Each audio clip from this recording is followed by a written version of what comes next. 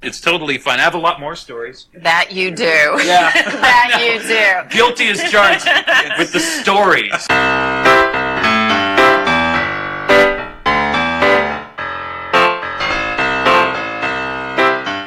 Hola, aloha, hello, welcome, shalom. This is I've Got Something to Say. I'm Chris Whiting, your host for this podcast, where I just tell dumb stories about my life. Maybe you like them, maybe you don't. You don't know until you listen, and that's what makes it fun. This week's edition is entitled, Be Careful What You Write For. So, when I was a kid, my dad always had a study in the house. It was his den where he would work on sermons and talks, and he would say, "Oh, I've got to go work on work stuff," and he would disappear and the door was closed, and we didn't know what was happening. As a little kid, it was kind of scary to me because it was in the basement, and this wasn't a basement where we had stairs inside the house where you could just walk down and it was like, you know, a rec room or whatever. You had to go out through the garage, which was neither heated nor cooled, then down the concrete stairs, then walk the entire length of the unfinished basement to a room at the very back. And it was always scary to me to go down to a study because I had to walk through the garage, then through the basement, and it wasn't well lit, and there were cobwebs, and it was so creepy. But once you got to his study, it was cool. I remember specifically he had this poster of W.C. Fields hanging up, and I have no idea where that poster is now, but God, I would love to have that poster. He was holding cards in front of him, like he was sitting at a table playing cards, and just his big cauliflower nose and his stovepipe hat, and oh, you betcha. God, I loved it when I was a kid, once I would get down there.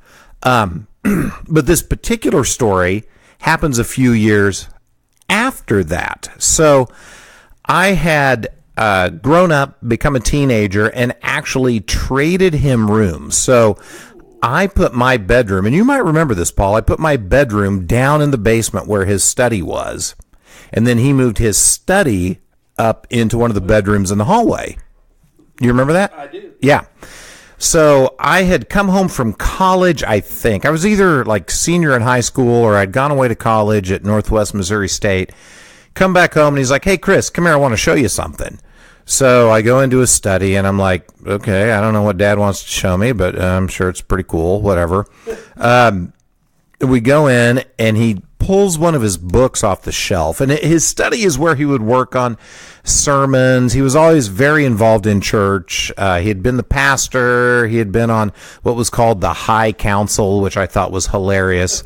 But again, with church stuff, and he pulled out one of his books, churchy books, and then opened up the back, and he pulled out this note card. And he said, "Hey, I want you to look at this. This is so cool." And it was a note card where he had just written some stuff, and on there it said, you know, what I need, and underneath it said $3,600, and then there were bullet points underneath the $3,600. And I do not remember the specifics, but he had written like what $3,600 a year would help him to pay for and to do. So there was a list of things that $3,600 would help him pay for.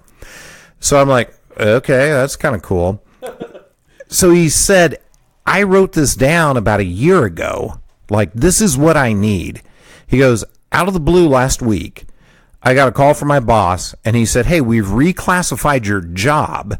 So now instead of whatever he was, VR, vocational rehabilitation counselor 1, he was vocational rehabilitation counselor 1.8. And what that entailed was a $3,600 raise. So his lesson to me was, hey, when you need something, write it down, be intentional about it, and just watch what happens. Totally forgot about that. That happened when I was, we'll say 20 years old, so 30 years ago. Then I go, and my buddy Paul helps me get on with a company called Sprint, and I get into training, and yes, thank you, Paul. Get into all these, training dudes. So we listen to all these guys that put out training programs, and I remember Brian Tracy. Do you remember him? Yeah, and he would talked about how important it was not just to have goals, but to write them down. And I wish I would have either A, remembered this, or B, looked it up on the Google. But like your odds of getting what you're desiring, like improve exponentially percentage amount when you write them down. Can I cross promote here for a second? Yeah, please do. There's a podcast called Coaching for Potential with Rory Rowland, and he talked about this very thing. Oh, did he in really? This week's episode, folks, look for it. And he talked about Brian Tracy. Oh my! Well, there's a teaser for you guys. Wow. Okay. So seriously, pay attention to this stuff. Okay. So now let's fast forward another 20 years from when I started at Sprint. I'm listening to a podcast by a guy named Tim Ferriss, and I hate to promote other podcasts. I don't want to send his through the roof because I'm promoting Tim Ferriss's podcast. But he's talking about this thing called the 5-Minute Journal and how it's changed his life. And it's really simple. It's a book. I bought one. Oh, you have one too, Paul? Do you use it? I began using it in the year 2017. Okay. Yeah, and I don't still do it anymore. Well, that's interesting. Yeah. You should say that. I started mine in the year 2017. I did it for about a month in September 2017. Then I got married in September 2017, and life just kind of spiraled, out of control. Things were new. I stopped it. Well, I just started it again in December of 2018. And so every day, it's a pretty simple process. Essentially, every morning you get up and you write down 3 things that you're grateful for and 3 things that would make the day great, and then 2 affirmations about yourself. So I'm doing this every day throughout December 2018. And I start to look back one day and I'm like, oh my gosh, I'm extremely selfish in all of this. Like everything I'm writing is about me and what I need to do to make my life better and help me. And I'm thinking, okay, I want to focus on other people. I shouldn't just be focused inwardly on Chris. Let me put this out. So I wrote down one day what I want to do is to be able to have the chance unexpectedly to help somebody else out. Well, nothing happened that day. So I wrote it down the next morning. What I want is to be able to help somebody else out. Now, this was over the holidays. I was home. I wasn't at work. So let's put a pin in that. I've just written down I want to help somebody. My daughter, Molly, has come back from Mizzou, and she's staying up the street from me at my cousin's house. So Molly is probably the most motivated person anyone has ever met. You're one of the most motivated people I've ever met, Paul. Very motivated. Past tense. Okay. There was a time. She, I think, even eclipses where you were when you were at your most motivated. Whoa. So she's come back. She is house sitting for my cousin to make money, taking care of her dog. And I think it's safe to say this. This is a safe spot. She doesn't even care for dogs. But she's going to stay at their house, take care of their dog to make money. Also, at the same time, she is working at a medical supply place from 5 in the evening until like 3 the next morning, every day, 7 days a week, packing medical supplies. So she's back, but I'm not seeing her that much because she's working so much and she's motivated. She likes to make money and she's driven. Good for her. She certainly didn't get it from me. So I am home. This is the second day where I've written down I want to help somebody. And I'm in the kitchen with my lovely wife, Jane. And we're talking and just having a good time. And I see Molly walking up with the dog. And my thought is, oh my gosh, Molly, she's coming to say hi. This is so nice. I can't believe she's coming to say hi to me when she's been so busy. So I literally run outside like, hey, kiddo, how are you? It is so good to see you.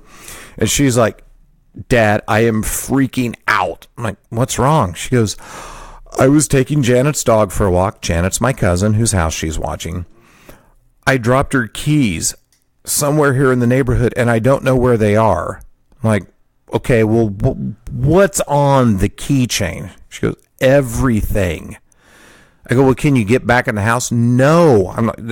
what about a keypad? There's no keypad. They have like a key hole between their two garage doors. You got to stick a key in and turn it to open up a garage door from the outside. It also has Janet's key fob for her car, which, how much are those? 150, 200 bucks? All the keys to the house. She can't get back inside. She is freaking out. She's needing help looking for these keys. My initial reaction is, God damn it, Molly. The whole reason I didn't want you to take care of Janet's house was because as driven and as motivated as you are, and she is, and she's made exceptional grades. She's on exec board in her sorority as a freshman. That never happens. Like, she just accomplishes amazing things. And she is also like an absent-minded professor who is not good at keeping track of like day-to-day stuff. And I was legitimately concerned. So what I wanted to say was, God damn it, Molly, I didn't want you to do this in the first place. I literally bit my tongue and thought, Chris, you just wrote down this morning that you wanted a chance to help somebody out, an unexpected chance to help someone. And now here's your daughter so very upset asking for your help. You're getting what you asked for. You wrote it down and it's here. So don't be a dick and be mean to your daughter. Help her out just like you'd want somebody to help you. So I breathe, I pause, I bite my tongue, and I say, Molly, we're going to find those keys. Let's go do this. So I ask her to take me on the path where she has walked the dog. A little side note, the neighborhood that we live in, where my cousin Janet also lives, has an abundance of trees. I don't know, you've probably noticed this, but it's called Golden Acres. It's golden in the autumn because of all of the trees and the lovely leaves changing colors. Not everyone picks up their leaves when they fall. So the path that she had walked on was literally covered with leaves. So she and I walked up and down that path, I'm going to guess about an hour, kicking leaves out of the way, pushing leaves out of the way. I got on my belly, stuck my phone down in the storm sewer with the flashlight on. I'm digging through leaves, looking for these keys. She's seriously freaked out. Like, Molly is panicked. And I finally told her, Molly, take Janet's dog, because Janet's dog's old, 13 years old, and it had been walking for far too long. I goes, go sit on the deck with the dog. I'm going to look for the keys. And at that point, I stopped after she had left me, and I thought, okay, you asked for this opportunity. The opportunity's come. It didn't come because it's not going to be fulfilled. So we're setting that intention right now. These keys are going to be found. And then I thought back to my grandmother Rhoda, which there's a podcast about this too, saying anytime I'd have a problem, she would ask me when I would tell her about it, have you given it to God? So I stopped on the middle of Red Road in Golden Acres and I prayed and said, okay, God, I'm not going to ask you to help me find these keys. I'm going to thank you for helping me find these keys, because we're finding these goddamn keys. So after Molly had gone down, I walked back up the path one more time, came back down, walked back up again, and set my intention even harder. I was kicking through leaves, and I found a key ring. And this is probably 90 minutes later, we found these keys. I walked down, and I said, hey, Molly, look what I got here. She ran up. The relief on her face was worth all of that to me. And Molly is not like someone that outwardly shows her affection a lot. But I got a 2-armed, full-on, hard-squeezing hug from her, which is something I've been craving since she left for college. I've missed her so badly. And in that moment, I got that hug back from her, and it made me think back to another training guy I had heard about at Sprint. His name is Zig Ziglar, and he said To get what you want, you just need to help other people get what they want, and it will come back to you. So in that moment, I had all of these life lessons just converging upon me. I had written down that I wanted to help somebody. There came Molly.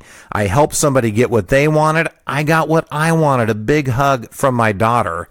And it was such a beautiful life lesson. So since that day, I've continued to do my 5-minute journal and will continue to do so. And I urge you, Paul, to pick up your 5-minute journal and do it again. Because when you write stuff down, shit happens. And that's it for this edition of I've Got Something to Say. I'm Chris Whiting. Thank you so much for listening. I sincerely appreciate it. As always, big thanks to my buddy Paul and the good folks here at KCTK Radio for producing this show and making it happen. Please listen every week. We'll drop a new one, or if not a new one, at least one that you've heard before every week. And I can't wait to talk to you next time. Bye.